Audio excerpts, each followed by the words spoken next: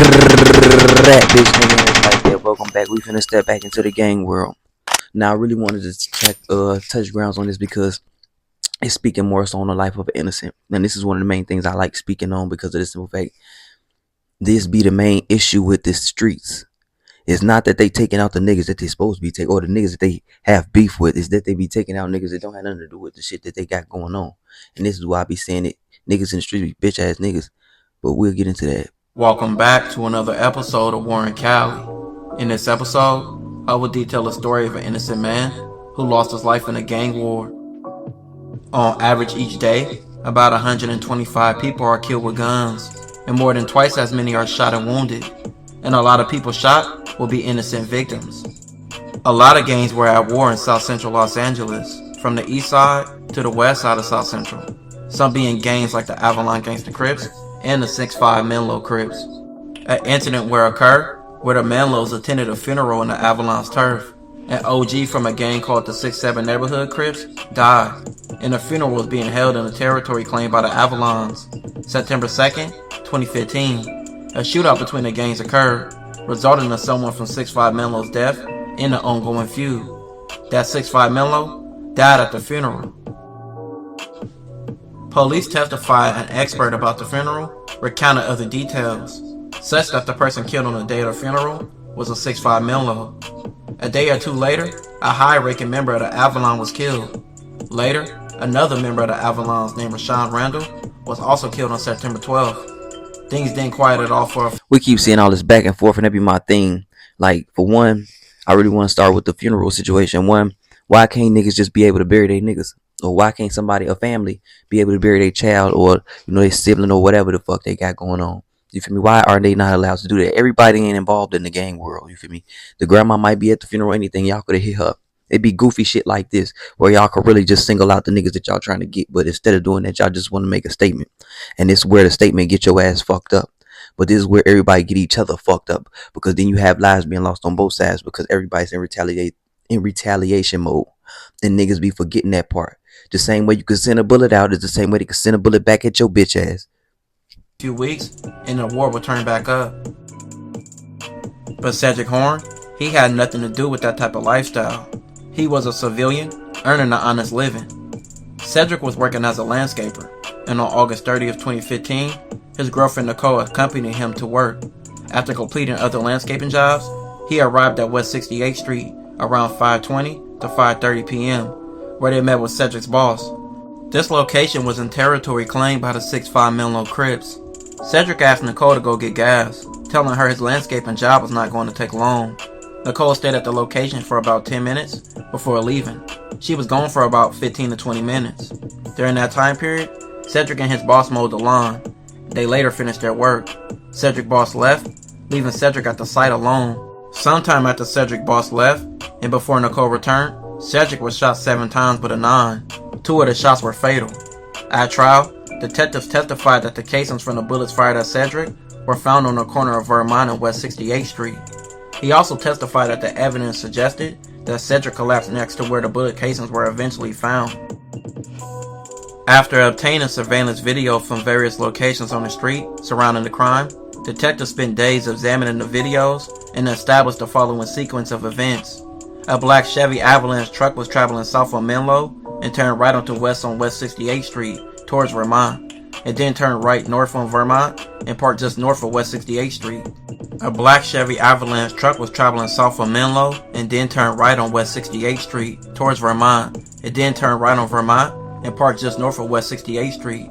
The shooter exited from the driver's side and walked towards the rear of the vehicle, and a minute later, he re-entered the truck. The vehicle was next seen traveling south on Menlo Avenue again, where it stopped and somebody got out. The person exited from the rear passenger door and walked towards the back of the truck, then got back in. The truck again made a right onto West 68th Street. All this driving was done at a normal rate of speed. The truck was again seen turning right onto Vermont Avenue from West 68th Street, and then right again on West 66th Street, only now the truck was speeding. Cedric was only 24 years old when he was killed.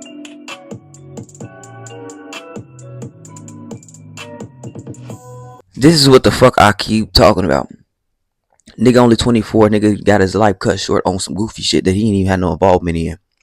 And 9 times out of 10, they just probably sent them on that block and probably just started sending out shots. So that's what I'm waiting to see what the fuck the reason was. But it don't fucking matter what the reason was. He wasn't gang banging. He was out there trying to get his money and do an honest living. Like, niggas be killing me. Niggas be killing me with that shit they always put at the beginning of a lot of these videos. Oh, gangs were started to protect the community. Oh, gangs were started to do this and that and the third. And these bitch ass niggas decided to do something else. Nigga, I believe they was always on that type of tick. And they were always on that type of time. Because the further I go back, the more videos I look at, the more shit I react to, the more you see that it's no age where they was just letting niggas just roam the streets and be peaceful. They was either bullying the little niggas or they was either robbing somebody that didn't have nothing to do with what the fuck they had going on. Because all these niggas is vagabonds. All these niggas just roam the streets. All these niggas is a bunch of bum ass niggas that be trying to just make shit happen that ain't making shit happen at all. They just want to rub 2 pennies together and tell you they got $1. That's why I don't like these lame ass niggas. And they be bitches. Now I'm gonna keep saying they bitches because you hopping out on niggas and you don't even know who the fuck you hopping out on like 90% of the time. You just looking at the fact that they on a block or a street corner. This is why I hate niggas, because all you beef with is each other. Instead of understanding that we need to stop beefing with each other, niggas keep pursuing the death of one another. Niggas keep rapping about the death of one another. One thing about me rapping, well, no matter how I rap, I never mention nobody's name, nobody death or nobody, no none of that. Because it ain't about all of that, nigga. When you doing what you doing, and how you moving, when you really who you say you are, or when you really are what you feel you are, nigga, period, point blank. Whether you feel you a man or you feel you whatever, killer, whatever, it's certain boundaries you gonna set for yourself. It's certain things that you not gonna cross. And only real niggas will feel like that. Because this ain't about just being street. This is just about being black and just being in America where niggas be trying to say, oh, it's the white man, when we killing each other all day, every fucking day. You can't let gang members keep you in the house and keep you from providing for your kids. Cedric's big sister Crystal says that's what her brother was doing, working to provide a life for a baby that will only know his dad through memories that aren't his own. He changed my life a lot. I call him my superhero. It would have been nice to watch him be a father, to allow my mom and dad. Cedric's family would do a candlelight and demand for the shooters to be caught and arrested. Of gun violence. Tonight, his family is hoping that his passion in life will be the very thing that will bring his killer to justice. NBC4's John Caddis-Klimak joins us now with this cold case, new at 11. You see it on the news. Yeah, he's awake, but he's not breathing well. It don't really hit home until it hits home. Gang violence in South LA hit home for this family just 4 months ago. The pain still stings. It was almost dusk when 24-year-old Cedric Horn was near the area of 68th and Vermont. An elementary school across the street had just let out, and Cedric had just finished a landscaping job. His girlfriend Nicole was there. He told me, he was like, go get gas. But when I'm finna say this real quick. The fact that the kids was getting out of school didn't stop these bitch ass niggas and none of that. Like, they could have, that mean they also could have hit some kids. Another thing is, this is what I be talking about when I be saying a lot of this shit don't matter when these people can't get their fucking family member back. Y'all see the fucking reaction of these family members, bro. Y'all see this nigga, sister, his mama, all that shit, his motherfucking baby mama and all that, bro. They can't get this man back, bro. And that's something that's really gonna have to stick with them for the rest of the time they frame that they on this earth. This woman is having this man's baby and he can't even fucking raise the child with her. Now she about to have to raise this baby by herself, pretty much. Like, we don't know what the fuck her situation is today, and that's what killed me most. Niggas ain't thinking. They don't get no fuck. And it's because you don't give a fuck about life don't mean you shouldn't give a fuck about somebody else's life. Fucking clown. she returned, a commotion on the street, and Cedric wasn't answering his cell phone. And I seen him laying there, looking at the sky. On November 7, 2016, the alleged shooter Weldon was arrested, and he was brought in for questioning by detectives. He eventually admitted that he drove the Chevy Avalanche truck that was used in the shooting, but he asserted he had no idea that the alleged shooter, who he later identified as a man named Anthony, was going to shoot Cedric.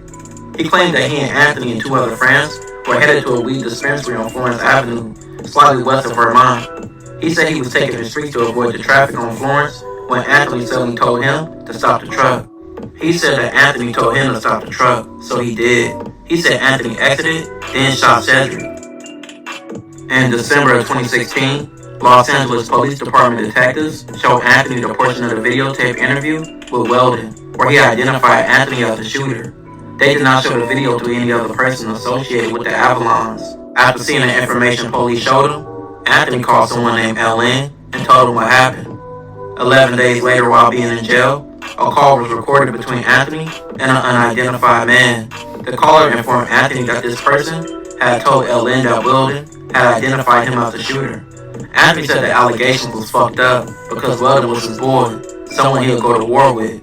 1 month after Cedric's murder, the Los Angeles Police Department searched the Avalanche truck and found several items, including a kit for the cleaning of a barrel of a 9mm gun.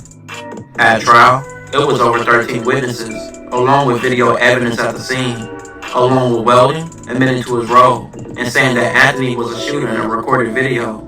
At trial, both Weldon and Anthony, they both received life. Cedric had nothing to do with the Menlos and the Avalon Gangster Crips gang war, and was simply lost his life working in the gang's turf at the center of the war. R.I.P. to him. He got killed by some old ass bitch ass niggas, and that's my point. You looking for niggas that look like you. You not even looking for niggas like that specific. That just show you how much you got self-hate for yourself, bro. How much hate you got for your own community. How much hate you riding around with in your heart, nigga. You not looking for nobody but you. You looking for you. You looking for a nigga that look like you, dress like you, act like you, move like you, nigga. You looking for you. RIP to this innocent young man, man. I'm glad these niggas got caught. I'm glad these niggas is doing life. And I hope these niggas is getting their ass beat or whatever the fuck they do in jail. But I highly doubt it because they probably getting revered. What the fuck is you talking about? But they really fucked up and dropped the ball with this one, regardless. It's always one of these situations. It's always a situation like this, whether it be with a child or it be with a young adult. These niggas is always taking the life of an innocent and misusing all of the shit that they swear up and down that they doing. You protecting your neighborhood from what? Other niggas who should be able to walk through this bitch. Fuck is you talking about? Y'all let me know what the fuck y'all think, man. I'm out, man. Like, subscribe, do what the fuck y'all want, please. Gotta know your purpose, understand what we is. This ain't slipping.